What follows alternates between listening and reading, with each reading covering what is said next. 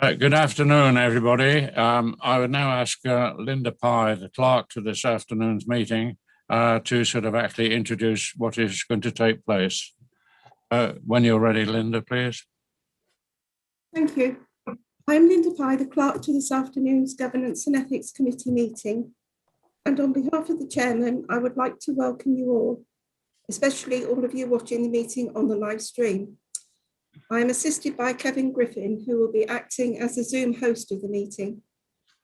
The meeting will be chaired by Councillor Jeff Beck, and Councillor Jeremy Cottam is the vice chairman.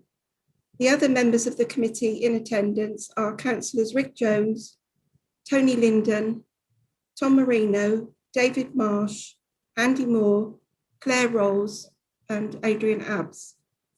We also have our two parish council representatives on the committee, Councillors Jane Langford and Barry Dickens. The parish councillors are permitted to speak at the meeting, but they are unfortunately not permitted to vote on the items. Sarah Clark, Andy Walker, Shannon Coleman Slaughter, Julie Gillespie, and Kathleen Bogos are the officers who will be advising the meeting. David Johnson and Barry Morris from Grant Thornton are also in attendance for item 7, the revised audit findings for West Berkshire Council financial year ended 31st of March 2020. If they wish to address the committee, we will have to suspend standing orders to allow them to do so. Members.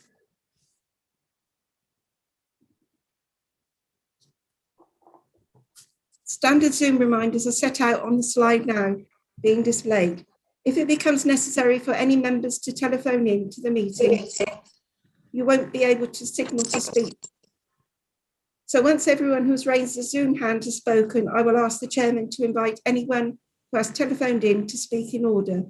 Members will be aware that the location of the raise hand Zoom function is now located on the ribbon at the bottom of your screen. Voting on items will take place via physically raising your hand, and the clerk will confirm the outcome of the vote.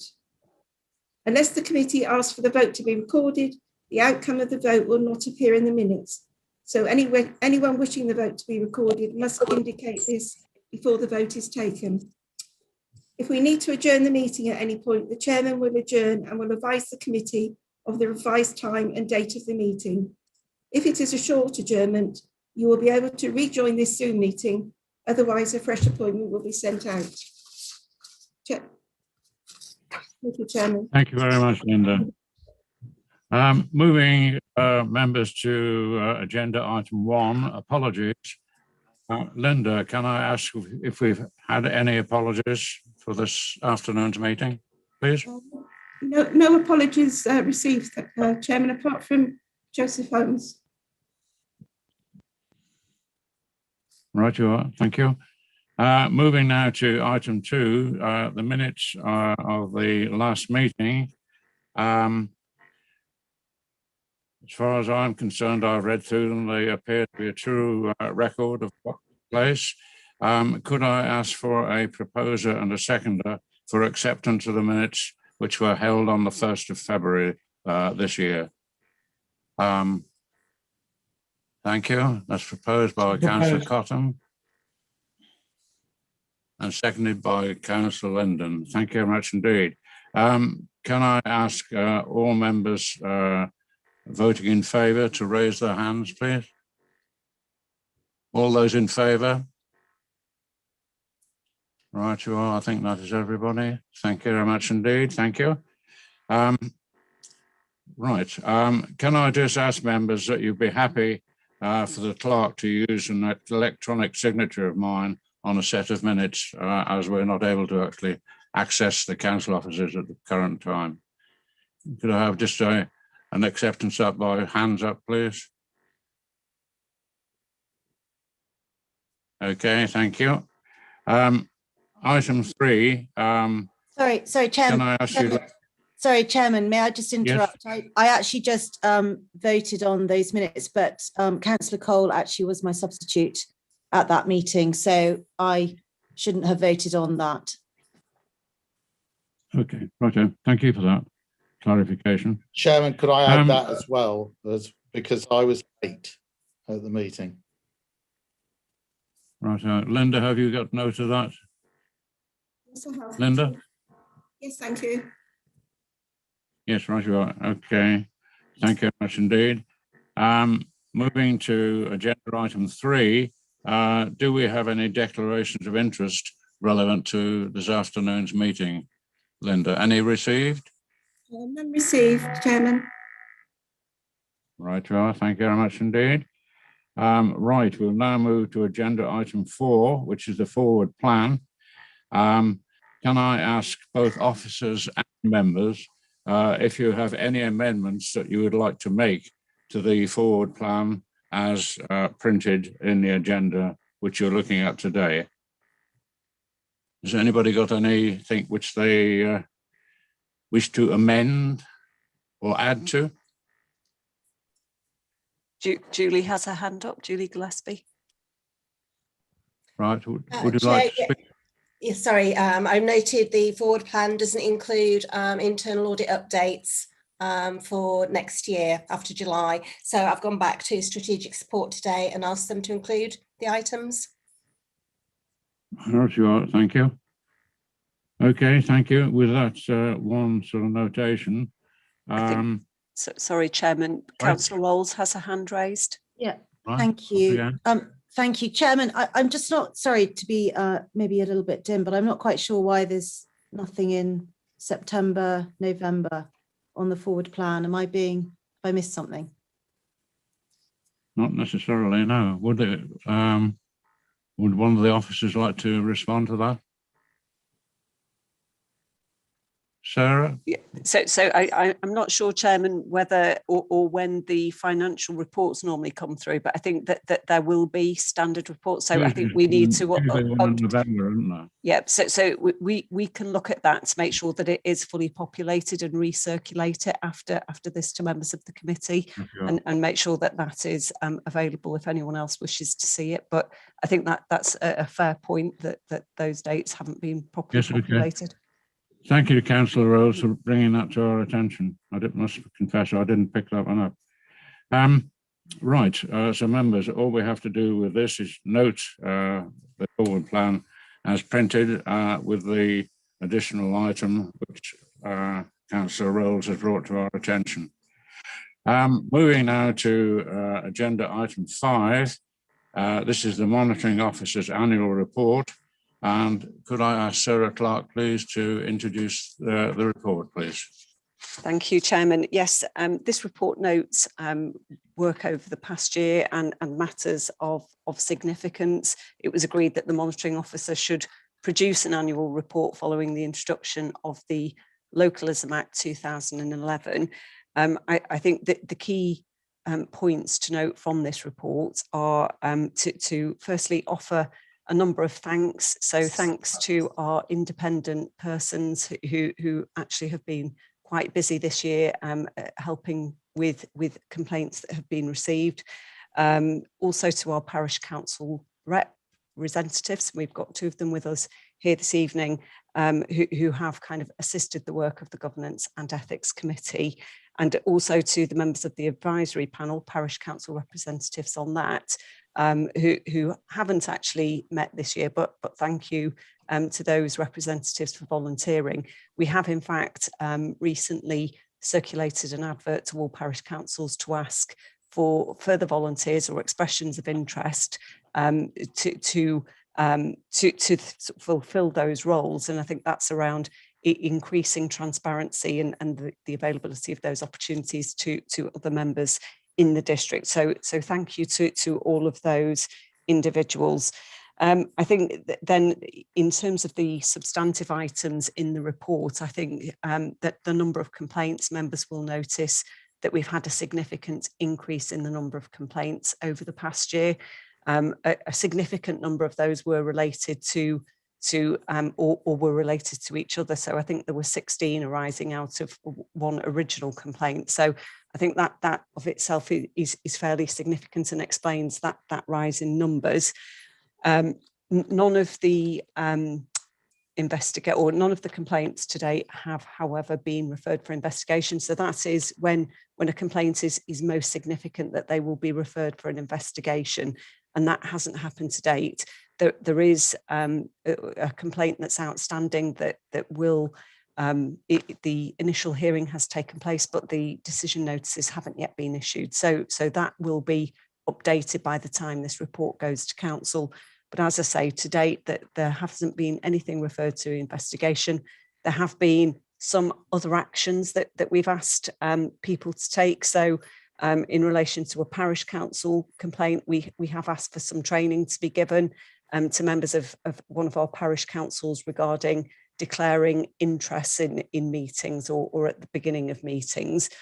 I was asked to send an email to the 3 leaders of West Berkshire Council regarding the use of social media and the impacts that might have. And that was done on the 17th of March, I believe. We will also be doing some additional training for members on the use of social media early next year. So to try and, again, improve outcomes and how that is kind of sort of perceived, I think is sometimes part of the difficulty. So that's a summary of the complaints. The other item that generally sort of gathers some interest is around gifts and hospitality. The details of officers, gifts and hospitality is included in the report that's been declared over the past year. There has been a reduction, which is likely reflective of the altered circumstances in which we found ourselves working over the past 12 months. And there have been no declarations of interest of gifts and hospitality by members. And that, again, is no doubt reflective of the fact that we've all been kind of staying at home in accordance with COVID guidelines. So I think, Chairman, that is really an outline of the report. I think generally what I have concluded is that despite the rise in the number of complaints, standards of conduct remain high in the district, and that's something to be commended. So I think that's in summary the report. And I can see Councillor Rolls has her hand raised, Chairman. Thank you very much. Right, members, questions. Councillor Rolls, you. Thank you, Chairman. Just a very quick question. In terms of register of interests, my understanding is the onus is on members to review the register of interests and update and provide updates for those to make sure they're up to date. Is there any mechanism by which the council prompts that, or is it purely the onus is on the member? Sorry, Chairman. No, sorry. It's my understanding that a reminder normally goes out to members once a year, so around the time of annual council, to ask them to review and update if necessary. I will check whether that has happened and whether that does normally happen. If members think that is something that would assist, I'm happy to do. Can I just follow on to that? I reviewed mine and updated them, but there was no prompt and they hadn't been updated for a while. And I don't think we've had anything to prompt anything prior to the full council on the 4th of May. So I think that would be helpful if you could. Thank you. Thank you. Can I just say that I personally have received a prompt since Christmas, and I have sort of completed it and returned it. So I'm not quite sure why Councillor Rolls did not receive anything. I certainly received something, and it is my experience that we are reminded annually about this, and it is then upon the individual members to actually complete that and return it. If there are any changes, significant changes to your circumstances in the interim period, it is the member's responsibility, as I am aware, to notify the council of any changes. But there has been one sent out this year. Chairman, I would agree. I had one also and I've returned it. Yeah. Week. I may have missed it, and it may have been because I'd already updated it, but thank you. Yeah, okay. Anyway, thank you for the question. Any further questions for Sarah? No. Right. Now then, we only need to actually note this report, and there is no necessity to vote on this item.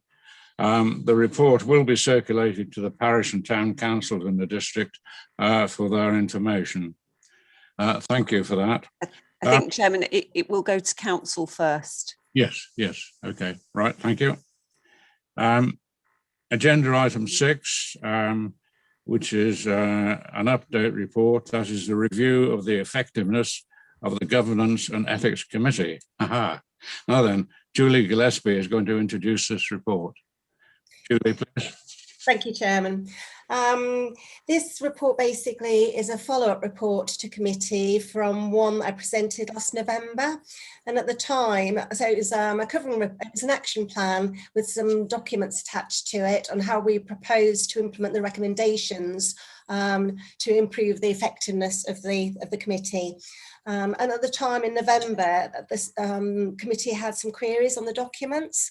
For instance, the terms of reference was redrafted, and it was quite extensive, the changes, and members wanted some idea of the increase or the time that it would take to cover those activities.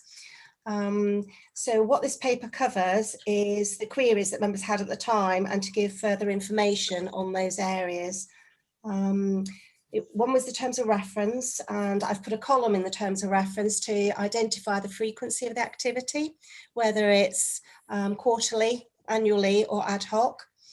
Another thing that was queried was the action plan for all the recommendations, that it didn't have an end date. So I've included end dates for each of the activities and a progress update.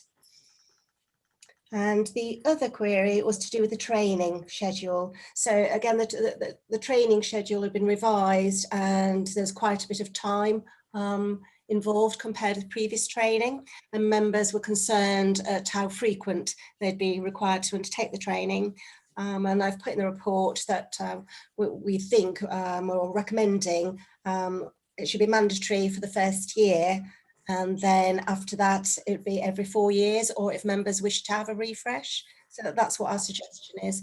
And so this report is basically an update report, giving members that further information they requested in November. Thank you. Members, do you have any questions of Julie with regard to this item? In that case, members, we only require to note this particular item. There's no necessity to make. Sorry, Chairman, Councillor Jones has his hand raised. Right, sorry, I missed you. Councillor Jones. Thank you very much, Chairman. I have 2 or 3 questions, actually. Although I've seen in the action plan there is a training programme that's been produced or is being produced, do we know when that's going to start and when, therefore, we can expect to be committed to additional training? My understanding is hopefully from this year. We haven't set the dates up yet, but that was the intention, I believe, Sarah, or that's what we're hoping for. Okay.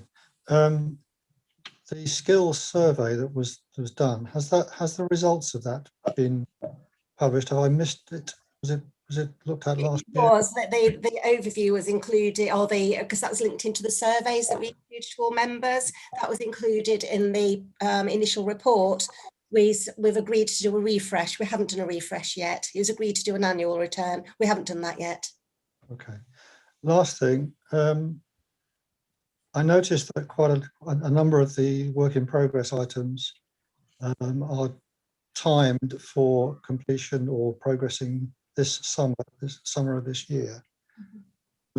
I should have said it at the time, that I haven't seen anything in the forward plan for either July or September of this year that addresses those actions or looks at those actions in terms of implementation. So I think it would be useful to have an update in the forward plan against that action plan so that we can keep monitoring. Yes, we can do that. The dates for the summer were all linked into, it says a recommendation about an annual report, providing an annual report of the activities of the committee. And one suggestion is to link that into reporting on the accounts work as well, because there's a recommendation in a recent, I think it was the Redmond report, that potentially that we need to report to committee, full council, on the external auditor's report. And Joseph Holmes' suggestion was also the activity of the Governance and Ethics Committee could be included in that report. So that was the intention, but I'll follow up with Joseph and put something on the forward plan. Okay, that's great. It's just I just didn't want us to, having got this far in terms of understanding that we do need to improve, I Lose sight of it. to forget that. Thank Okay. you, Chair. Any further questions, members? In that case, this item is noted. Right, moving now to agenda item 8. That is the local code of corporate governance. Right. Oh, I think I've jumped a gun. Yeah. Item 7, Joe. Have I missed number 7? Yes. I think I've missed number 7. Right. Okay. Item 7, which is the revised audit findings. Andy Walker is going to this report. I believe that Barry Morris from our auditors may wish to speak on that. Is that correct, Barry? In that case, members, could I have a proposal to suspend standing orders to allow Barry to speak to us, please? So proposed, Chair. A seconder? Chairman, Sorry? Okay, right you are. Would you like to carry on, Andrew? Andy? Yes, Chairman, can I pass over to my colleague Shannon, who is the Chief Financial Accountant, to introduce the item before we hear from Grant Thornton? Yes, okay, fine. Thank you. This is basically a covering report which presents the external auditors Grant Thornton's revised audit findings on our 1920 accounts. The key element of this report is the section 4.7, which relates to a material adjustment we have put through the accounts as a result of findings against the Royal Berkshire Pension Fund audit. I will hand over to Barry and David to talk us through their revised audit plan, which is in the appendix to this report. Thank you. Thank you through the chair. Thank you, Shannon. Thank you, Andy. So we present the updated audit findings report. For members' assistance, we've highlighted those changes to the report. I appreciate it's a very lengthy report in light blue colour. So again, that should help members quickly identify the changes from the report that we presented back in February. On page 55, we've just set out there the areas which are still outstanding. So I can confirm that all of our work is now been completed, subject to the receipt of the updated pension fund auditor letter of assurance. Now, under the guidance of the National Audit Office, there's an agreement in place that we seek to place assurance upon the work of the pension fund auditor, and we shouldn't be issuing our audit opinion on the council's accounts until we've had that letter of assurance and we're satisfied that there are no matters outstanding which would impact our opinion. We have been in liaison with Deloitte regularly over recent weeks and months, and our latest update was today, and they've confirmed that they are hoping to review the letter next Monday, so we should be receiving that early next week. I can confirm that, subject to our review of that letter, and we're not expecting anything new to be identified within that, we will then issue our opinion as soon as practical after that, after we've received that letter. Shannon has highlighted that there has been a material change as a result of some of the findings that have been identified through their work. I will ask David to come in a moment to talk to the committee about the outcome of that report and give you a little bit more detail. I did, though, just want to bring members' attention to page 80 of your papers, which sets out the final audit fees for the audit. And you'll notice there that we've charged an additional £14,250 in respect to the additional costs arising out of COVID-19. This really reflects the delays and the inefficiencies caused as a result of auditing the accounts remotely. I can confirm to members that we've not added any costs on in relation to the delays as a result of the pension fund letter. And again, for information, that fee the total fee of 109,273 compares to last year's fee of 119,773 pounds, so a reduction of just over £10,500. Chair, if I may, can I ask David just to talk you through the change as a result of the pension fund liability before having. Yes, thank you for your sort of explanation, and please ask David to continue. Thank you. Okay, thank you, Chair. Thank you, Barry.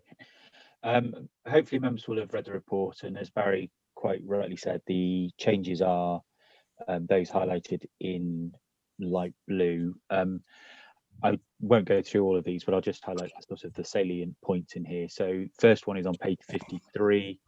Members will note that there is now a £1.7 million adjustment to the balance sheet as a result of the adjustment from the pension fund auditor work. So that is actually a reduction from where we are due to the netting off effect, albeit the individual adjustments in and of themselves are material. The next element, the next part is page 61, I believe. No, 59, apologies, page 59 of the pack. This is in essence the issue that has been raised. So as Barry said, we receive a letter of assurance from the pension fund to give us assurance over the pension fund liability within the Berkshire statement of accounts. You'll see here that there were a number of adjustments to that, including the write down of the pension fund assets. There were two options that management had. One was to take Berkshire's share of that overall element, which is roughly 13%, and make an adjustment based on that, or ask for a further assurance from the actuaries, which would obviously have incurred more delay and more cost. We are comfortable with the approach that's been taken in terms of the write down, and that has been reflected through the accounts. The second issue that was identified was a variance in membership data numbers, but again, the work that we've done here at Berkshire has given us the assurance over those. The other two variances were in contributions and benefits payable. Now, as I've said here, the 8.5 million, so as we've said here, the 8.5 million, the 16.6 million are not Berkshire, West Berkshire Council specific. These are at a pension fund level. Having spoken to the pension fund auditor, they have provided assurances that these issues have now been addressed and that the pension fund has provided explanations and rationale as to why these variances exist. However, these weren't highlighted in the these haven't been updated in the letter, and these are some of the reasons, some of the issues that we need further clarification from the pension fund auditor in order to gain assurance over the figures in the West Berkshire's accounts. Other than that, there wasn't anything of any specific note in here, with the exception potentially of page 77, which just highlights the adjustments as a result of the pension fund audit, the pension fund auditors adjustments, and also on page 80, as Barry said, is the fees. It was also the update. I didn't have anything else other than that, Chair, but happy to take any questions. Thank you very much indeed. Members, do you have any questions of either Barry or Andy? Councillors Linden and Cottam have their hands raised, Chairman. Right, Councillor. Yes, thank you very much, Chairman.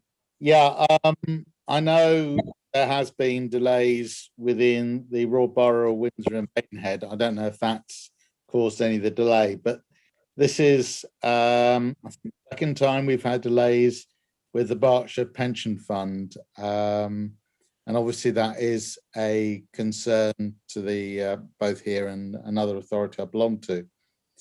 But are we going to have a meeting to finalise the accounts when everything is being signed off, Sarah? No. You'll find actually it's detailed in later on that with your approval, that myself and the officers should sign this off when it comes through, as we have done in similar cases in previous years. So there will not be a separate meeting just purely to do with that. Councillor Cottam? Yes, thank you, Chair. Yeah, are we going to get an explanation why these variances? I mean, it's a very nice word, variance, isn't it? When it means multiple millions of pounds have just gone out of our pocket, as to why and what they're going to do to rectify it. Is this a slump in the value of shares that they've purchased? Is this going to happen again? It's great concern to me that we may be further seeing a snowball effect of it going downhill. Could I ask Andy Walker to respond to that, please? Oh, well, can I again just hand over to Shannon, who is closer to the detail of the report than I am. Thank you, Shannon. To sort of clarify, are we referring to the issues that have been raised in the Royal Berkshire Pension Fund audit that we've adjusted for, why they've had the variances? No, the Berkshire County Council. Maybe I'm getting confused here because they sound very similar. But is it just that? Is it just purely that, or do we have other pension funds that are struggling?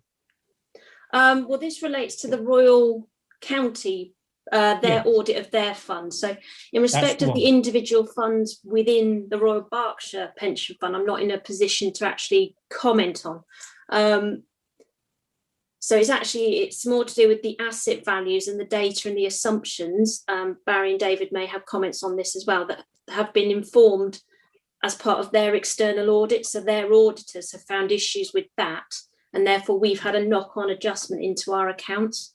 As to whether it could happen again in future years, I think I'll hand over to David and Barry to answer on that. Please, because we'd like to understand why and if it's going to happen again.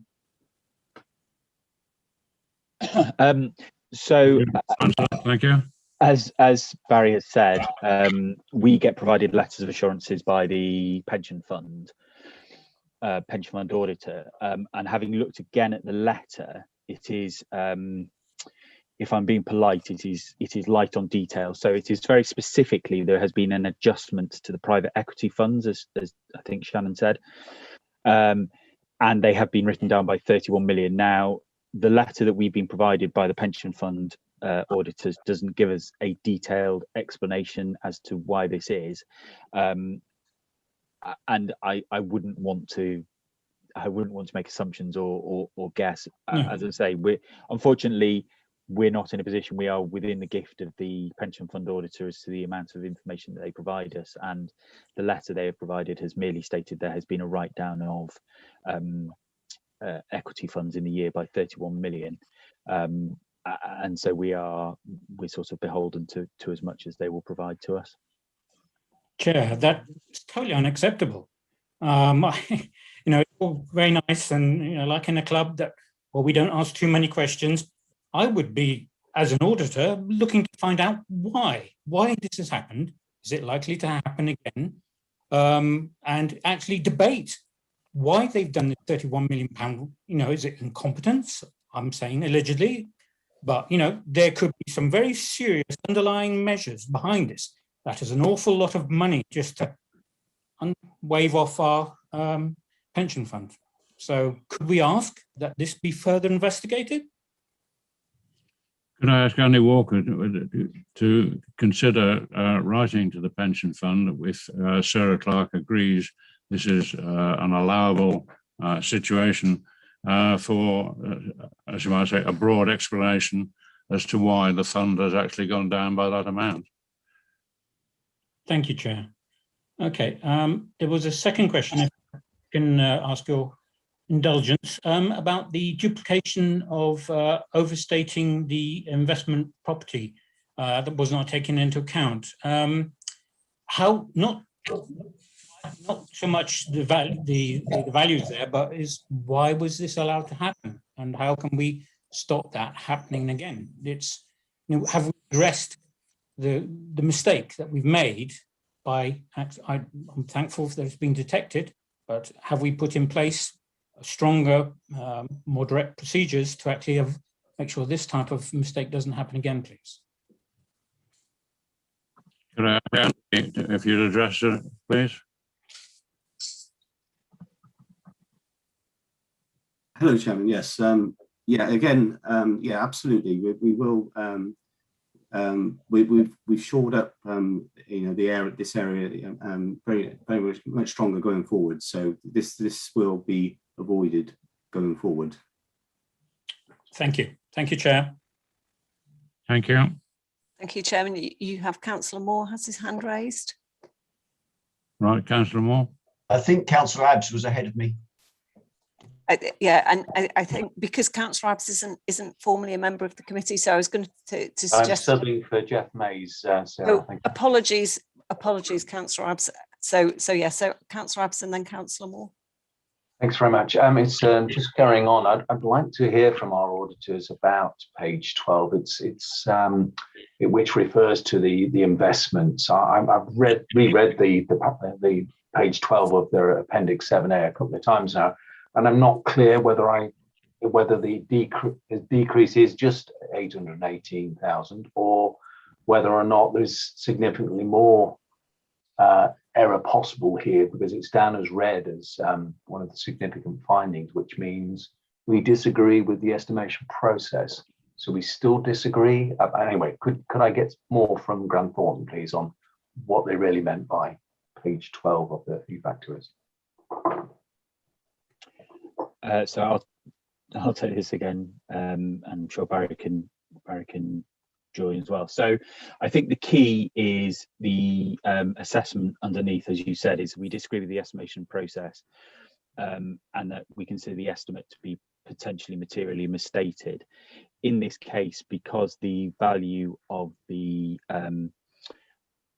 adjustment was it doesn't include, what it should include here is the 6 million overstatement of the investment property land, which is included in here. So with 6 million, the 6.1 million, where we said it's overstated by approximately 6.1 million in the audit comments, because that is material, we therefore have come to the conclusion that the draft accounts are materially misstated, and therefore basing our work in terms of the work we have done on the draft accounts, we have come to the conclusion that they are potentially materially misstated. That is not to say that it hasn't been corrected, because as we say here, the council have adjusted to recognise the correct value. So we are making an assessment on the original estimate that was included within the draft statement of accounts. As Andy has said, this is an area that the council, that you as a council have addressed now, and have put in measures to make sure that this doesn't occur again. And as part of this process, because of the nature of the error, we have reviewed also last year's valuation of investment properties, and have not found the same issue. So therefore, we are confident that it is a one-off issue in 2019-20. But nevertheless, because of the value of the misstatement, and it is, as we said here, materially misstated, we have come to a judgment that it is, we've come to the judgment that we've come to. Good. So thank you very much. But can I get a clear number? Because you're throwing numbers around there, and it sounded like the portfolio has been written down by 10% approximately. So you mentioned 6.1. I see an 1880. What's the actual write down in terms of the asset value that we have? So the adjustment on the investment property asset is 6.1 million for the duplicate of land from the draft accounts that was submitted to us for audit. So just to clarify, so the 818,000 represents the decrease in the value of the investment. So there are two different things. One is the investment asset decreased by 818,000, and then we've identified a 6.1 million pound error where the asset was double counted. So that's the error that's been adjusted. Wow, I'm sorry, if you double counted, that can only be an 818k adjustment. No, so the So the 818,000 is before the error. So what we're saying is the value of the investments had decreased by 818,000. So I'll say it again. So and now we've discovered another error of 6.1. So in fact, it's basically an error of about 7 million. So the error is the 6.1 million. We would expect the value of the investment to decrease. So we're not saying that the decrease of 818 is incorrect. What we're saying is, right. Okay. Yeah, I'm sorry. It sounds. No, I'm with you. It's just I don't think the layman's going to pick those numbers up and understand them very easily. But yeah, that's something for another day. Thank you very much. And I think, sorry if I may, Chair, as well. I think just to reinforce the rationale for giving the red assessment that we've done there is the issue is that the valuation was done on both land and buildings together, and actually it would have been clearer if it would have been done separately. So one of the things that we're that's being clarified through the regulator as well is around management exercising more challenge of their experts as well. So again, we would expect management to be challenging the valuations that are being provided by their expert to make sure they're in line with their own expectations. Thank you for that explanation. Councillor Moore. Thank you, Chairman. This may be for Andy Walker, but perhaps I can address the question first to Barry because it's in his report. And sorry if this isn't a question particularly about the changes since last time, but you read these things again and some new thought comes to mind. I was just interested in, and I hope you can help me on this business of materiality. A little later on in the report, in the agenda, which has just disappeared off my other computer as it restarts. So my apologies if I've not got the exact data to hand or page numbers. We have a risk register where we see that high risk financially is considered to be £1 million. And your figures on around materiality are substantially higher than that. Is there some suggestion that we might miss a high risk, but what might be considered a high risk category on our risk register? If the materiality is not considered to be until you get to the 5% or whatever. It's the relationship between materiality and risk appetite. Yes, so I'll take that one if I can. First of all, Andy obviously may jump in as well.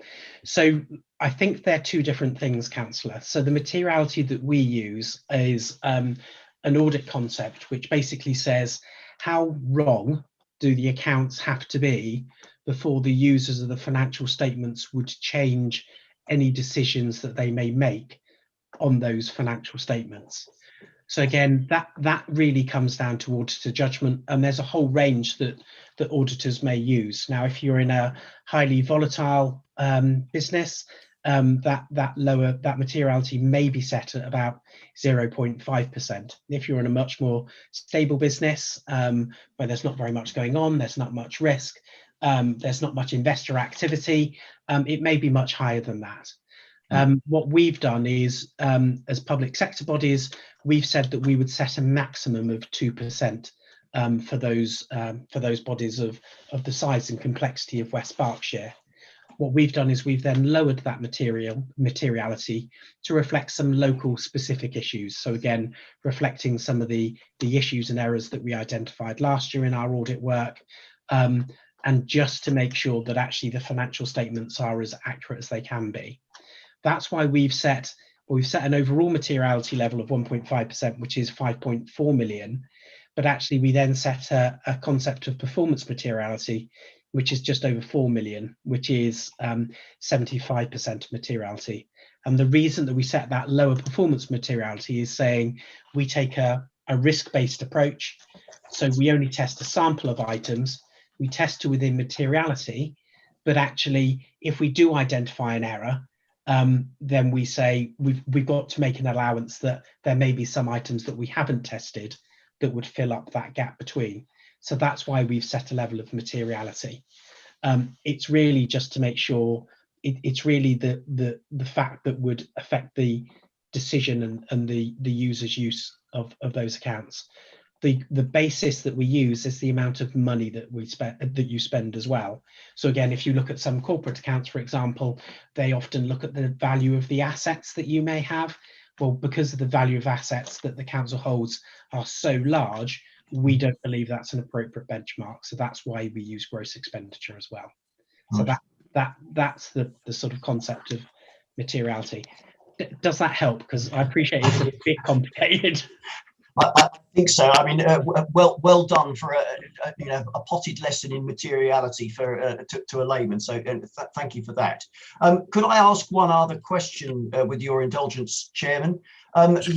You talk a little on value for money in the report. My previous experience, suggests that's quite a sort of difficult concept, a bit nebulous. And of course it's a lovely term. It's a bit like motherhood and apple pie. Who wouldn't want value for money? But I'm just trying to get an idea of the sort of scope of what you consider is within your look at value for money. Here's a sort of hypothetical example. Supposing you found that the council had paid for a demolition that might have been the responsibility of a developer, and then gone on to spend money turning a community asset into a greenfield site with a car park. Would you try to make some kind of judgment over the value for money that the council might have acquired in that process? So thank you, Councillor, and again through the chair. So it's a very, very pertinent and relevant question really around value for money. So the value for money work that we've done as part of this audit is under a different set of arrangements than we'll be doing under the 2021 audit. So what the National Audit Office has changed the responsibilities. Now, what we've done for 2019-20 is we look at the high level arrangements that the authority has in place to make sure that value for money is likely to be achieved. And we look and try to identify those areas of significant risk. Now, what we've identified here is that financial sustainability, making sure that you've got a robust budget process in place, that the savings plans that you're identifying are realistic and achievable, are appropriate. And again, one has to remember that all of this budget and the work that we're looking at were in the pre-COVID era, so we've tried to take account of that as well. So that's how we form that high-level view of those arrangements, and actually said, well, actually, we do believe that the budget setting process and the identification of the savings programs and the delivery of those is appropriate for the council, and therefore we think that the arrangements are unqualified. So there's no matters that we need to bring to your attention. That will change under the new arrangements. Whilst there's still a focus around financial sustainability, there is also specific queries around the governance around decision making. So using the example that you've just set out there, what we would be looking at to see, was there appropriate information provided to ensure that members took a well-informed and properly informed decision, and were they aware of all the facts? And again, was there appropriate financial assessments undertaken, and was there appropriate legal advice taken as well? So again, it's looking at those overall governance arrangements as well as drilling down into that financial sustainability as well. The other change, sorry, Chair, to go on, is also looking, which again is a little bit more challenging, is to look at how are you actually ensuring that you're getting economy and efficiency and effectiveness from the money that you're spending. So actually, are you benchmarking the cost and the quality of your services that you provide as West Berkshire Council compared to other councils to see, well, actually, we're spending the same sort of money for the same quality of services, or we're spending more money to deliver a higher quality of service than we are to some of our neighbouring authorities. Where you may start to fail against that is if you're spending more money to deliver poorer quality services, and then that's likely to lead to comments and recommendations from us. Extremely helpful. Thank you so much. Thank you, Barry, and David, for that.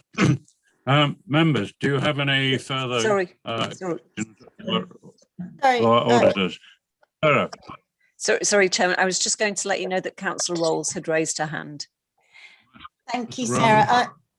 Thank you, Chairman. It's just a point of order. I'm not aware we had apologies from Councillor May, so I'm not clear whether Councillor Abbs is a substitute on today's committee and whether he identified himself as such before speaking. I did not. He hasn't. Right. I dropped a note privately to the chairman and to Linda Pye when I became aware that Jeff Mace wasn't turned up, and therefore I took the position of substitute. If I'm not supposed to be here, that's no problem at all. Quite happy to drop out. The chairman, can someone advise me, please? So I did receive an email. Right. Thank you. Can we move on now? So I think further questions about. Sorry, you wish to speak.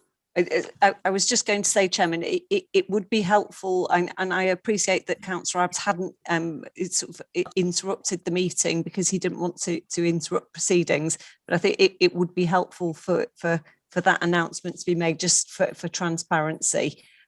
So I think it is in order. The Chairman has been advised and the clerk, and I think now it is clear the basis upon which Councillor Abbs is participating. Thank you. Okay, coming back, any further questions of our auditors? Right, in that case, we will move on. Could I have a proposal, please, to reinstate standing orders? Seconder for that?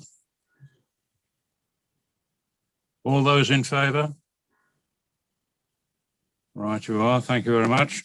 Now then, we now need a proposer and seconder for the recommendation which is set out on page 47 of the agenda. Could I ask our clerk, Linda, please, to read out the recommendation, please? Linda? The recommendation is that delegated authority to sign the 2019-20 financial statements is delegated to the Council's Executive Director for Resources, or the Section 151 officer, and the Chair of the Governance and Ethics Committee, once the Council's appointed external auditors, Grant Thornton, provide a formal opinion on the 2019-20 financial statements, and in the absence of further material changes. Right, could I have a proposer, please, for these recommendations? So proposed, Chair. Right, you understand? All those in favour? Right, you are. Okay, thank you. I declare that the recommendation has been carried. Right, thank you very much indeed.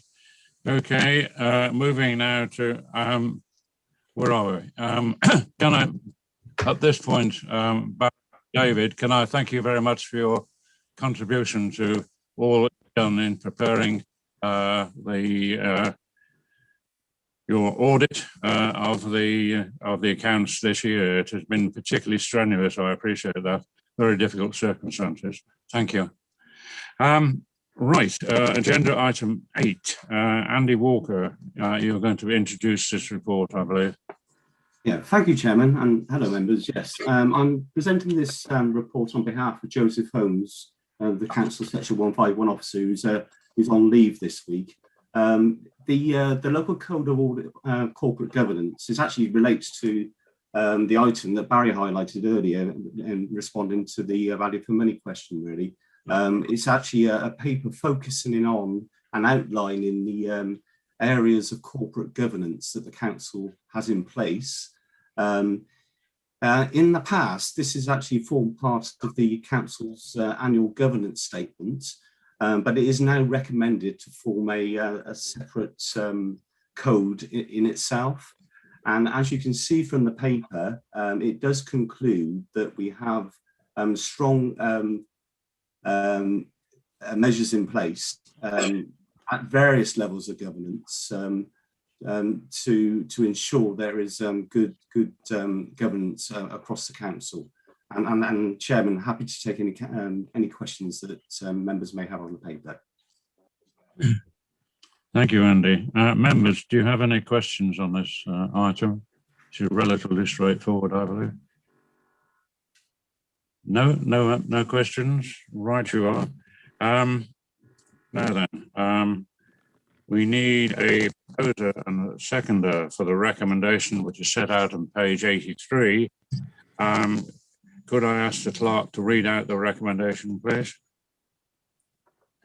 Linda? It's recommended that the Governance and Ethics Committee approve the Code of Corporate Governance. Okay. So Can proposed. I ask all those who approve? Right, seconded. Have a seconder, please. Could I have a seconder for this, please? Councillor Is that a proposer from Council? Thank you, Councillor Marsh. All those in favour, please show by a show of hands, please. I declare that the recommendation has been carried. Thank you, Clerk. Item 9, Kathleen Bogos is actually going to introduce this report to us. Please, Kathleen, please proceed. Thank you, Chairman. Thank you, Chairman. I'm Kathleen Bogos, the Performance and Risk Manager for West Berkshire Council. I'm introducing the Council's risk management strategy for 2021-24, seeking this committee's endorsement of the strategy ahead of its approval by the executive on the 29th of April.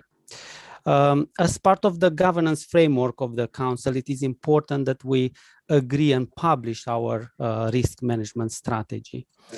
In producing it, we have reviewed the current risk management arrangements of the Council. We consider the best practice from the Treasury and from the government finance function, plus from the Institute of Risk Management. We use benchmarking against other local authorities that publish their risk strategies, and also listen carefully to any recommendations and suggestions from portfolio holders and from other councillors. The result, as you can see in front of you, is quite a comprehensive document and perhaps an area that I would consider for future revision is to move some of the technical aspects in some appendices. Nevertheless, the entire body of information, I think it's relevant to have a clear understanding of what is the strategy and how do we manage risk here at West Berkshire Council.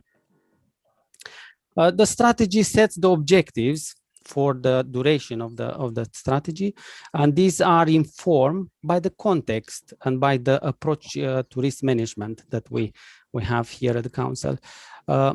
We define in more specific terms the risk appetite, which was a recommendation coming, I think, from this committee, and again we inform by the same factors, the risk appetite. In chapter 3, we are covering the key elements of the internal and the external context. And I will just highlight that for the internal context of risk management, the continuation of the 3 lines of defense arrangements, the streamlined internal governance arrangements that you looked at a minute ago, the implementation of the organizational restructure of senior management review from 2019, and the relative reduction of the financial pressure experience comparing with before 2019-20. These are key important elements that then inform our objectives and our settings of the risk management framework elements. For the external context, we list of course, the materialization of one of the highest risks on the national risk register, which is the influenza type pandemic, the COVID-19 pandemic. And we also make reference, nevertheless, to the Council strategy that gives us the objectives that we're trying to achieve, and evidencing the strong social, economic, and environmental features of the district. We then take each stage of the risk management process and provide the details about how that particular stage is delivered. And then we set any relevant objectives around that aspect of the risk management framework for the next 3 years. Because we have a strong risk management culture, most of the objectives, you'll see there, they refer to a continuation or further development of current arrangements for risk management. However, to conclude, I will highlight the more significant changes.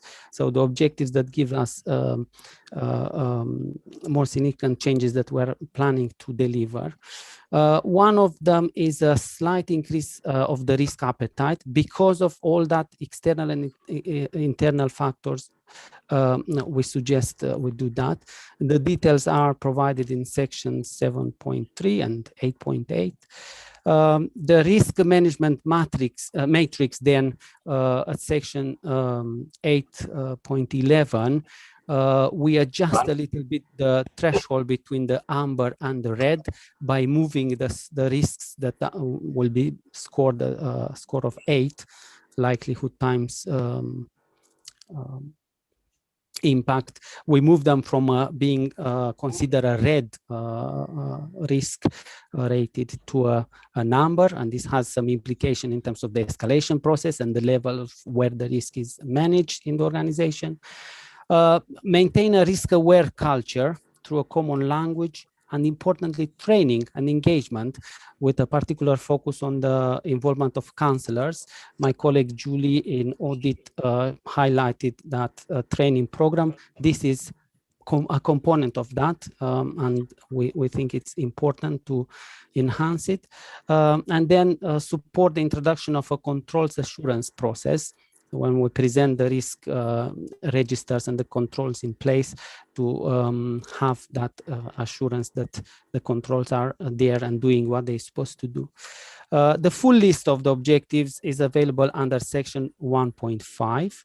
And then I highlighted yellow at the end of each relevant section of the strategy. Again, the objectives, or each objectives as they emerge from the particular analysis for that particular element of the strategy. I will stop here. I'm happy to take any comments or questions before recommending the strategy, including the risk appetite, to be endorsed by this committee ahead of being considered by the executive. Thank you. Thank you, Catalan, for that introduction. Can I just start the ball rolling actually with 5.2 on page 96? That is where it refers to the, where are we? The annual governance statement is approved annually by the Chief Executive and leader of the Governance and Ethics Committee. When we had the briefing last week, you were going to look into that, because we don't actually have a leader per se for the Governance and Ethics Committee. I assume that should be the chairman. Chairman, I will clarify the wording. I think it's a comma missing there. It is the leader of the council, and then to be presented here for the Governance and Ethics Committee. I will amend the wording. Okay. Thank you very much for the feedback. Okay, thank you. Members, do you have questions for Catalan, please? Sorry, Chairman. I just wanted to clarify, following the points of order that have been raised by Councillor Rolls, I have just rechecked the relevant provisions on substitutes, which does in fact require that apologies need to be given at least 30 minutes before to myself. So I don't think we have received apologies. I don't know whether Linda has received apologies from Councillor Jeff Mays. If that, no, I think Linda's shaking her head. So on that basis, Councillor Abbs cannot sit as a substitute member of this committee. So I think that just needs to be clarified. So Adrian Abbs, or Councillor Abbs may wish to remain as an attendee, but shouldn't be voting on any items because that can't take effect. So apologies. The rule is at 727 of the Constitution. Sarah, can I just clarify the chairman has no largesse in this at all? Pardon? The chairman has no largesse in this matter at all? No, it's the appointment shall only take effect if the member making the appointments or in the member's absence, their group leader or deputy group leader notifies the head of legal and strategic support no later than 30 minutes before the meeting. So it can't take place during the meeting. We need to have been advised in advance by the member or the group leader or deputy that there will be a substitute made for a member who can't attend. Mm. So apologies. I've no prior problem complying with this. It just seems a very silly little rule. But thank you very much. I can't ignore the rule. I understand that, sir. Understand that. Okay, I'll say good night to you all. Thanks. Bye bye. Okay, thank you, Councillor Abbs. Right, members, any questions for Kaplan, please? No questions. Yes, you have questions. Sorry, Councillor Cottam and Councillor Jones. Right, thank you. Yes, I'm a great believer that, as this is an ambitious council, I mean, it must have an appetite to do things. It raises a level of risk, and it's just, how is it judged substantively?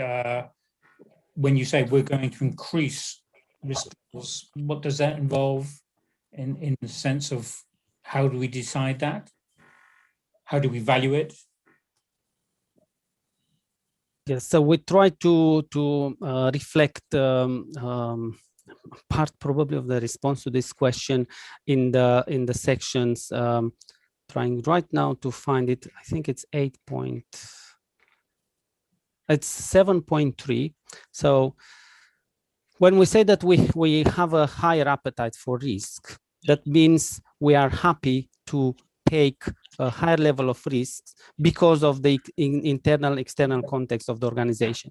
You will see on that table on page 110, section 7.3, that we are moving the thresholds values for the impact of risks, where we consider impact 1, 2, 3, from what was before, for example, for impact 3 on the shaded gray area, 250,000 to 1 million, it moves up to 500,000 to 1 million.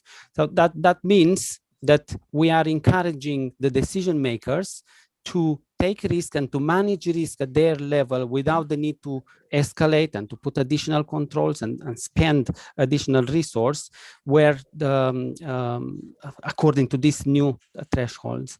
In addition, we also change the risk matrix. If you look at page 114, paragraph section 8.11, you see the matrix there, they gives us the red, amber, green rating based on what I just said, that table with the thresholds. And what we are doing, we are moving the risks that are assessed as 8, and yeah, very likely and moderate and possible and significant. We move them from being rated red in the past to being rated amber. What does it mean in practical terms? It means that the decision maker, when confronted with a risk of 8, which is amber, will not have to automatically escalate that risk. They will manage it in service, and they will manage it proportionally in terms of the mitigation actions to either prevent or to mitigate the impact of the risk. So this is what changes in terms of signaling to the decision makers that they are okay to take a little bit more risks control risks, hoping to achieve the objectives in the council strategy and in the service plans. Hopefully that. Yes, thank you. That's been very helpful. It's clarified. If I may, Chairman, a key objective is the training element to enhance it, comparing with the previous years. And I'm going to go into more detail for the members of this committee and other members and officers on the technical aspects of what does it, what this kind of changes mean for the local authority. Thank you. Councillor Jones, you wish to speak? Yes, please, Chairman. Thank you. Yeah, I think many members have felt for some time that the council has been overly risk averse. So I applaud the direction that this is going in. Understand that it's a step-by-step process, and we have to change people's attitude, not only in terms of being more prepared to take risk, but also how to do it. So the training, I think, is really important. I hope we can achieve it without increasing the bureaucracy, if you like, because one could be accompanied by the other if we're not careful, and I think that would defeat the purpose. So no, I think congratulations on this. Let's hope it can be implemented smoothly. Are there any further questions, gentlemen? Right, you are. There being no further questions, can I ask for a proposer and seconder for the recommendation which set out on page 93? Could I ask Linda, the clerk, to read out the recommendation, please? The Governance and Ethics Committee endorses the risk management strategy and the associated risk appetite, and to note that the executive will be asked to approve the risk management strategy at their meeting on the 29th of April 2021. This includes a recommendation that governance boards approve the risk appetite on new projects within their remit, and Corporate Programme Board have oversight of this. Thank you. Thank you. Could I have a proposer, please? Happy to propose, Chairman. And seconded, Chairman. Thank you. All those in favour? Chairman, I declare that the recommendation has been carried. Thank you very much indeed. Right, can we move now to item 10, which is the internal audit update report? Julie Gillespie is going to introduce this, please. Thank you, Chair. This report is to give committee an update on the work undertaken and completed by internal audit for the third quarter of the year. The key notes or the key points of it really are set out in paragraph 5.2, where I've mentioned there that within the period there have been 3 reports given a weak opinion. But I'm also saying that I do not think that's an indicator of a reduction of the control environment generally for the period. And there's details under 5.3 which lists the key findings for those weak opinions. And we've also got 2 follow-up reviews that were given an unsatisfactory rating. Members may remember, so in November 2019, there was 2 follow-ups that we did in property services, and we had an unsatisfactory opinion, and members asked that we carry out a second follow-up. This are the results of the second stage follow-up. They've come out as unsatisfactory again, and there's been ongoing issues with resources within the service to implement the recommendations. And the service manager, Richard Turner, is attending tonight to give members an explanation. So I haven't got anything else to say on the report. The completed work is listed on Appendix A, and Appendix B is work in progress. So I don't know if I want Richard to give an update on those 2 unsatisfactory follow-ups. I'm happy to, if you're happy, Mr. Chairman. So the 2 audits mentioned, internal audits mentioned. One was on the asset database. So we hold an asset database that carries all of the built and land assets of the council, and the primary element around the audit findings is around that database, and a large part of that is updating the database. Historically, we've had recruitment and retention issues in this post. We recruited to this post during 2020, and we've got a post holder in now, and hope that we'll have some stability in the post. That's showing dividends in as much as that one of the key findings since this second audit review was conducted is that we are now up to date on our database, and we're continuing with the remaining actions and expect to conclude that this summer. So the audit related to the database is showing good progress, and we expect to conclude. The second audit is around the asset management strategy, which has been quite a difficult element. We have, again in this, we've now recruited to a temporary resource to assist specifically with the findings of this audit. So we have a dedicated temporary member of staff. And again, that member of staff joined, that was from January this year. And we are now progressing with a series of actions that should get us to a conclusion within this financial year. Thank you, Richard, for that. Members, do you have any questions of either Julie or Richard with regard to this agenda item? Councillor It's Linden very pleasing. Now up to scratch with regard to the manning of this requirement. Sorry, I interrupted something else. Sorry, Chairman, I was just going to let you know that Councillor Linden has raised his hand. Right. Thank you, Chairman. I'd like to ask Julie. I'd like to ask Julie whether you feel that we need to have a further update to making sure that everything is going okay, because I know we've had 2 failures. I've heard some positive news from Richard. Do you feel that we just need to have a brief update, and what sort of time period? My personal view is I don't think another update is needed. Richard has given me quite a detailed response with timeframes for each of the outstanding recommendations. He has got the course in post now. I'm quite comfortable moving forward, unless he loses those posts or somebody leaves again, that he should make the progress. He's in a lot better position to be able to implement the recommendations than last time when talked to committee. It's my view. Thank you, Chairman. Thanks, Julie. Thank you.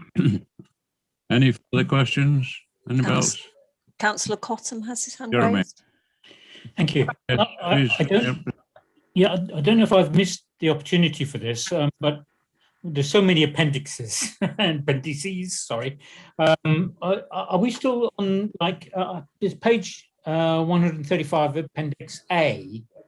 There's one thing that personally worried me a lot is the deprivation of liberty safeguards. I mean, we're talking about individuals being kept in care homes and things like this. And while other things may be easily manoeuvred and financially altered, I'm very concerned on that issue. I know my mother had that because she had Alzheimer's in care, but they used to do a yearly review on that. Are we still doing that? Why is it weak in that area, or have I missed the boat on this? The annual reviews are there's two different things in social care about annual reviews. There's a deprivation of liberty safeguards and how long they have that signed off for. There's also an annual review by the social care workers, which is slightly different. So the DOLS, it depends how long it's signed for, when it's supposed to be reviewed. There is a national issue with local authorities meeting the timeframes. And they're revising the legislation for DOLS and I can't remember what the it's called. It was supposed to be implemented this October, and it's acknowledging that these timeframes and having to keep doing the reviews, they're making it more streamlined and not as labour intensive for local authorities. Our review didn't identify any operational issues as such. It was more of an oversight and performance targets and that sort of thing. We did not find any issues with them actually carrying out the actual individual assessments. So operationally, there was not a big issue there. It was more to do with the oversight, or they could be a little bit smarter with performance targets. Yeah. That sort of thing. To me personally, I just feel this is such an important issue that we keep this under review carefully, please, because it is, to deprive somebody who's incorrectly being held is one of the worst things that can happen. My mum's in the same situation, so I totally agree. It's just come out this week. We will be doing a follow-up on it. Wonderful. Thank you very much. Members, are there any further questions of Julie Gillespie on this agenda item? Yes. Right. Just one very quickly. The three audits that have resulted in the weak opinions, Julie, I presume they will have follow-ups at some stage? All of them, we usually commence it 6 months after the report was finalised, but they will all have a follow-up. Great, thank you. Right, you are. Members, the recommendation is to note the report. There is no necessity to vote on this particular item. Therefore, we'll move to agenda item 11, which is the internal audit plan. And once again, can I ask Julie Gillespie to introduce this, please? Thank you, Chair. This is my annual report that I put to committee about the proposed audit plan for the next financial year. It does actually cover a 3-year period, but we focus mainly just on the work we're going to carry out for next year. The report goes through how the plan's put together, who we consult with, and that we take into account the risk assessment. So that the key documents are Appendix A is the audit charter. The only thing that's changed on that this year is the change in reporting line, because internal audit are going to change reporting to go into strategic support, whilst before we were under finance and property. So that's the only change in the audit charter. And the main document is actually laid out for the audit plan, which is, I can get the document, Appendix.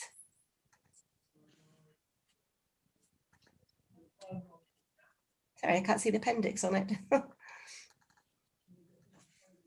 It must be Appendix B. So it's the document that's landscape, and it's got all the listed audits that we're going to cover over the next 3 years. Sorry, Chairman, I think it's Appendix C at page 161 of the agenda pack. Thanks, Sarah.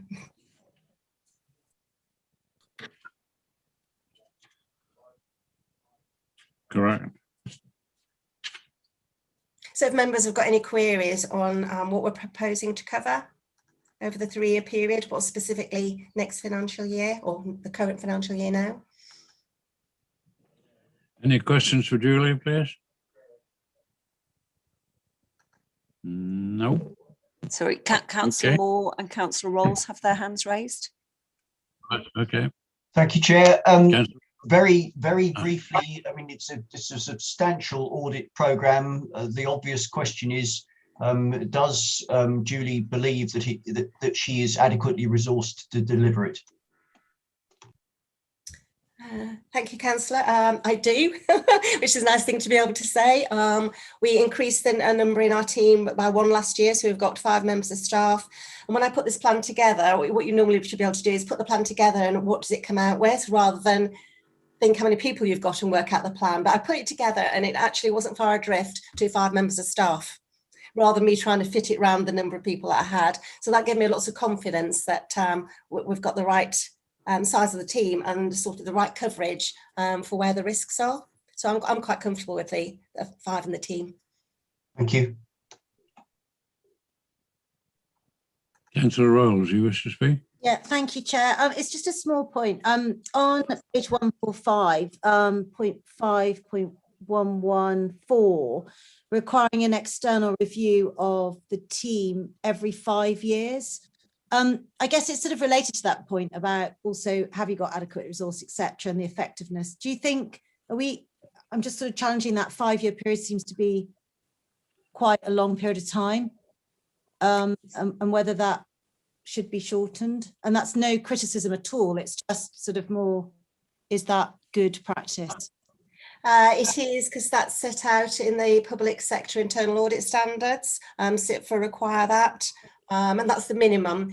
But what we should also be doing is an annual review of our effectiveness. So we had the detailed external review in 2018, and the report came to committee last year, so it was not very, very long ago.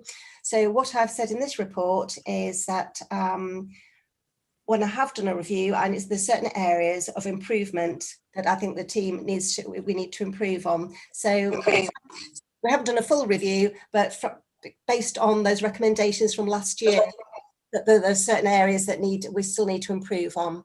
So I have done an internal assessment, and I'm still required to do that, and a programme for improvement, as well as the 5-year external review. Thank you. No further questions?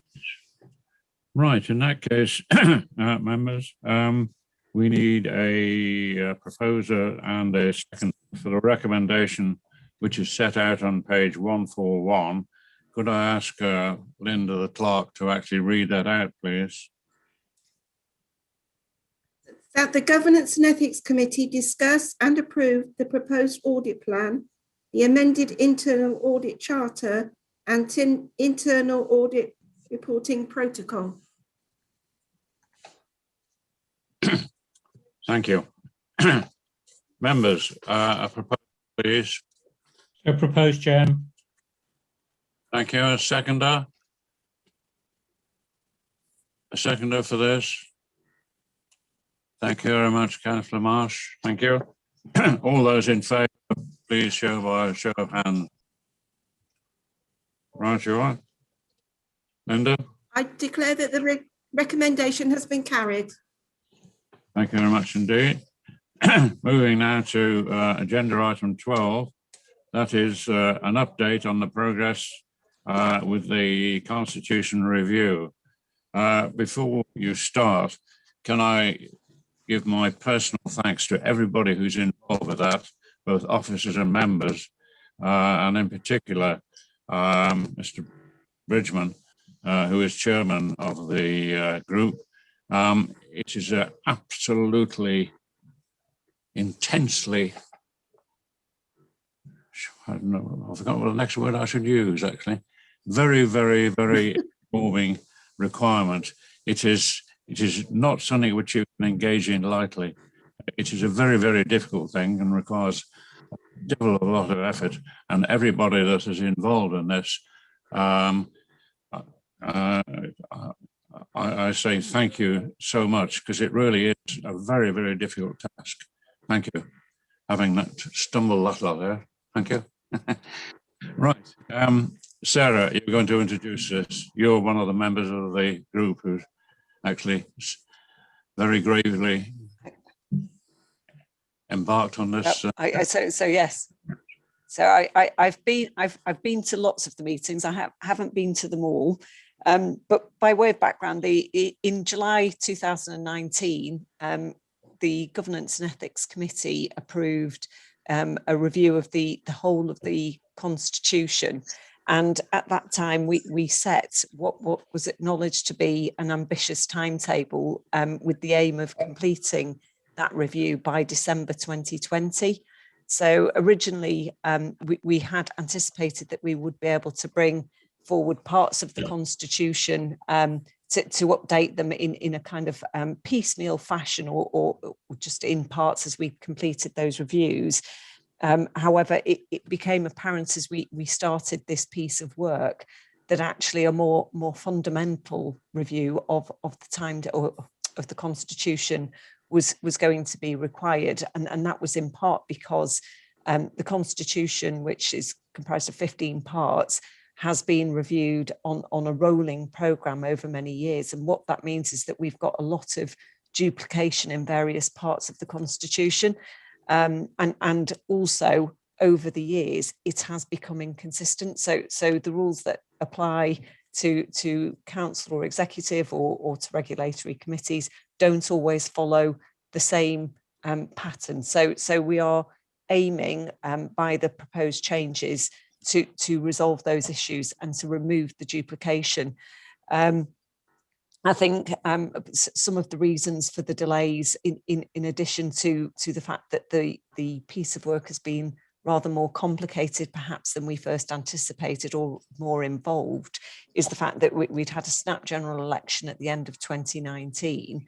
And then obviously we had COVID that started to take up large amounts of people's time in 2020. So we kind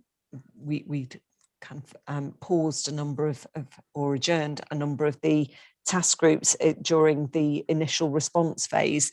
Despite that, the group has met on 11 occasions, and appended to this report is a sample of the work that's now being produced and really a flavour of what the task group are hoping to kind of produce in the end. So in addition tonight to providing an update to the group, we are kind of seeking an endorsement of this new look constitution, if you like.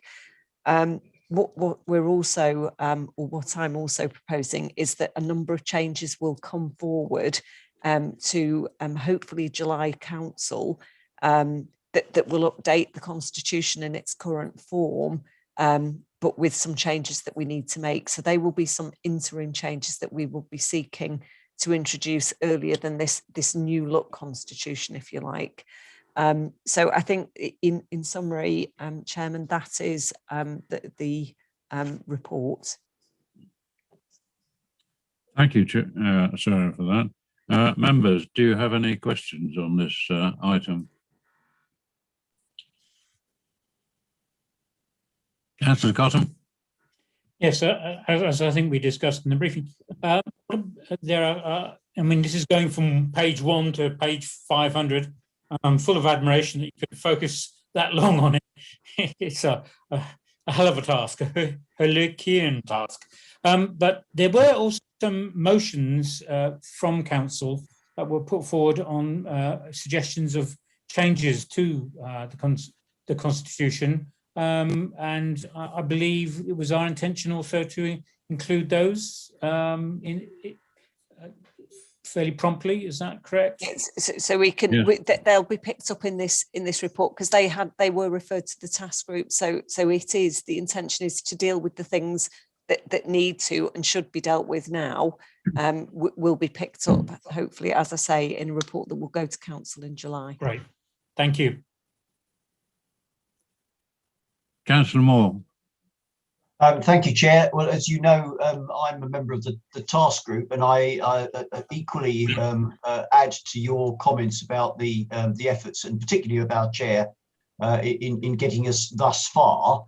I'm slightly reserved about the conclusion of the paper, which says that we've made good progress, but we haven't made good progress for all the reasons that Sarah has explained.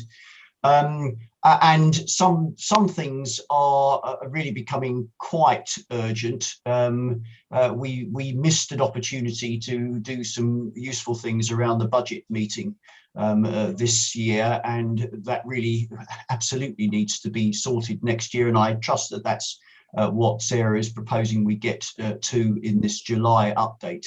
And I think it's just we need as best we possibly can across the council to resource this now, with some haste. Thank you. So I think in terms of the budget meeting, the report does note that I think reflecting or following the budget meeting in March, that what we're suggesting is that we timetable an additional council meeting so that there will be a specific meeting or a single item meeting to deal with the budget, so that there will be more time in that meeting to enable members to make comments, etc. So I think that will be that is partly covered in the report. Thank you. Thank you. Any further questions? Sorry, Councillor Rolls has a hand raised. Yeah, thank you, Sarah, and thank you, Chair. I just pay tribute to the committee and Graham for all his work on this as well. I think it's no mean feat. Sorry if I missed this, but when is there like I appreciate there's been lots of hurdles, lots of obstacles. When do we anticipate that this piece of work will be completed? Is that a difficult question to answer, or is there some kind of frame where we're at least putting a stake in the ground? So we did have this conversation about whether we could have a target date. There was a line in there, but I think the view was that it's quite difficult to give that date. I do feel, and I hope I won't be haunted by these words, but I think once we have resolved the kind of form that it will take, it should then gain pace. So I think it's the real kind of hard work is in kind of resolving some of these kind of basic issues. So this is like the foundations that are being put down, and I do hope that things will speed up after that. I think part 13 will also be a challenge. That's where we've got all of our codes and protocols, and there is a lot in that for us to tackle. So yeah. Sorry, can I just have a supplemental to that, Chairman? Yes. So, sorry, it's actually just a further question. So just in terms of the process from here, in terms of sort of the sign off and the agreement to it, obviously my understanding is that this task force is making recommendations, and which will then be voted upon at full council. Is that right? And debated? Yeah. So yeah, they will come here first. So that any changes to the constitution should come through G&E. So it will come here. So members of governance and ethics will sign that off en route to full council. And I suppose the intention there is that this group really oversees that detailed work of the task group before making that recommendation on. And Councillor Linden has his hand raised, Chairman.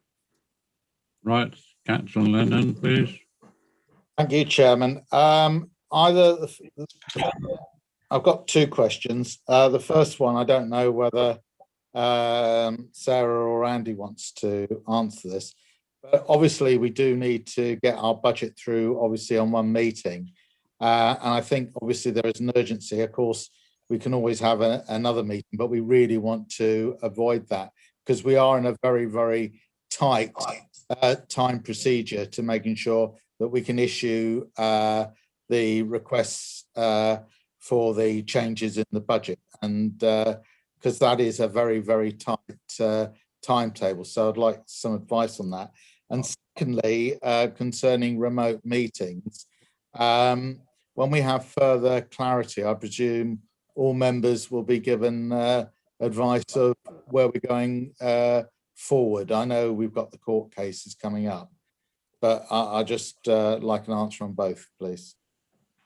Yeah, so I suppose in terms of the budget, there is a kind of a definite deadline by which we have to approve the budget. So that does give some constraints to how long those meetings can go on. And I think, as I say, that there has been some discussion and consideration about how we can change how that is dealt with at the budget meeting to give more time for debate, which I think is what's been sought. In terms of the remote meetings, there is a legal challenge that will be heard in the High Court this week. Where I don't know when we will get the decision on that. But so in the meantime, in effect, we are planning for a return to doing things differently, and it's likely that we may end up with some form of hybrid, because we're going to have to work within the COVID guidance as well as the kind of local government legislation. So as soon as we are in a position to confirm how that will look, we will do so. But there is a lot of work going on to support that change. Yeah, Sarah. Thanks. And Councillor Bridgman has his hand raised. Chairman, with your permission, if you will allow me to speak. You have a divine right. That's very kind of you. Thank you, Chairman. Members, thank you for those kind words about that, and thank you to my fellow task group members for the efforts that have been put in, and indeed thank you to officers for the efforts they've put in. Just a couple of comments. One, just to give you an idea of some of the things that are coming forward. Obviously, if you look at the papers you've been sent, and I put a note on chat that if anyone wants the table that you've been sent in PDF form, in the form of a spreadsheet, which is, I can assure you, a lot easier to read than the PDF you're looking at, please ask me and I'll very happily supply it. The intention here is to, as Sarah has said, pull a lot of disparate stuff, which is spread out over the Constitution at the moment, into one place. And take cognizance of some of the comments that have been made about some of our processes. So, for example, and I have to say, I do think it is necessary for council to have the ability to guillotine a debate, because we can't, I don't think it's a good idea, and I think the task group agrees with me that I don't think it's a good idea to talk into the wee small hours on subjects. But I have made a proposal, and this is from me, really hasn't been debated by the task group yet. The document that was sent out as part of your pack is my latest version after conversation at the last task group meeting. In there is a proposal to add in a new form of close of debate. If you recall, one of the issues was that we moved to a vote on certain items at the budget meeting. And there was a criticism that meant that, for example, the seconder of the amendment that was voted upon didn't get an opportunity to speak. This proposal adds in a new form of close of debate, which means we vote, if we want to go to close of debate, which allows the people who haven't yet spoken, who would always have a right to speak under a normal debate, to get their opportunity. So there are things that we're trying to tweak, things in the Constitution to make it work better for all of us. But we're also recognizing that, as Sarah said, that there were sets of meeting rules in about 3 different places, which all obviously started out once saying the same thing and have gradually over time said different things for different bits of committees and task groups and council and the executive. So I hope that the end result will be a document which is far easier to read, far easier to assimilate, and more to the point, make some sense by not having conflict between different bits of the Constitution. As Sarah says, Part 13 is going to be a challenge. That is absolutely true. But I do think I think we've realised that this is we can't do this piecemeal. We can't deliver you bits to debate, because every time we do that, we'll discover that there's a somewhere else in the Constitution affected by what's we've done before. So yes, things will come forward for July that try to tidy a few things up, but in essence, please bear with us and wait for the global, all-encompassing document, and then feel free to pull it apart. Thank you, members. Thank you, Graham, very much for that. Just actually to endorse what you've just stated, one of Councillor Roll's questions was, when are we going to finish this? One of the difficulties we have is, as you sort of, go further and further into this, it raises issues which mean that you have to go back to what you determined, for argument's sake, on the first meeting, the second meeting, the third meeting, etc., etc. So you just do not know what's coming out of the woodwork, and consequently, as Sarah has said, you can well understand her reluctance to give an end date, which it's almost impossible to do. And what we don't want to do is to set an end date and then skip through and things. So, well, that doesn't matter very much. I do believe we are doing a very thorough job, and we need to complete that. Thank you. Councillor Langford, do you have a question, please? You're muted. This is an interesting debate, and I'm reminded of the fact that everybody says in this world that the Americans have a constitution and the UK and the United Kingdom does not. This is not true. The United Kingdom does have a constitution. It just isn't written down in one document. It's written down in a plethora of precedents that are created through the courts. So I wonder if having a written constitution such that you are suggesting, and I appreciate all the excellent work that's done, is really an impossible task. And whether we, instead of adopting, if you like, for want of a better word, the American way of doing constitutions, which are set in stone and can't ever be changed, that having the British way of constitutions, which are set in lots and lots of different precedents, is perhaps a better one. I certainly wouldn't want to go to the American form of constitution. I feel that our UK form of constitution is so much more effective, workable and useful. So are we doing something that's really perhaps not possible or practical? Well, I think all I would say is we are doing what we are required by law to do. So I think we as a local authority, we are required to set certain things down in writing, and that's what we are doing by the Constitution. I am hoping that our current sort of tome, if you like, and if I think printed, it's a ring binder folder. I'm hoping that it will be somewhat reduced as a result of the removal of duplication. But I think certainly, and I suppose managing meetings, it is really important to have those rules of engagement very clearly stated, so that actually the business can progress and people understand how business will be transacted. So I think that they would be my observations Fair enough. or in response. Fair enough. Could I respond as well, Chairman? I would say that the UK does have a written constitution. It just isn't written down in one neat place.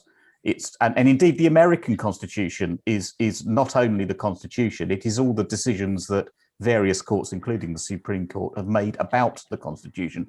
We have, as you say, precedent, but precedent is written down. It isn't precedent unless someone's written it down. A court has written down a ruling that you then follow. So absolutely, we require this is less of a constitution than the set of rules that we have to abide by if we're going to make decisions that are going to stand up in court. So that's really what this is all about. Thank you, Chairman. Thank you very much, members. Thank you, Graham, for that. I think that can probably conclude this session. Sorry, Chairman. Councillor Jones has his hand raised. Ah, sorry, I didn't see it. Councillor Jones, please. Thank you, Chairman. Just a very, very quick comment. I haven't been involved in this at all, but I've been aware of its existence. From what I've read and what I've heard, I'm pleased with the way the direction it's going in, and I applaud the work. Keep going, and I'm sure that we'll end up with a good result. Thank you. Right. Right, members, we need a proposer and a seconder for the recommendation which is set on page 183. Can I ask our clerk, Linda, please, to actually read that recommendation out, please? Yes, Chairman. That the Governance and Ethics Committee note the work of the Constitution Review Task Group and endorse the contents of this update report. And members are also asked to consider the draft documents provided and to approve in principle the format of these for the updated Constitution. Thank you. So we need a proposer. Thank you. I'll propose, Chair. Thank you very much. Seconder, please. Thank you very much, Councillor Jones.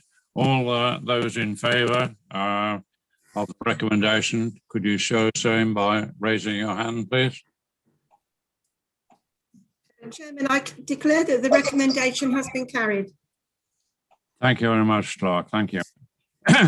Right, that actually concludes the business for this afternoon or this evening, whichever you like to refer to.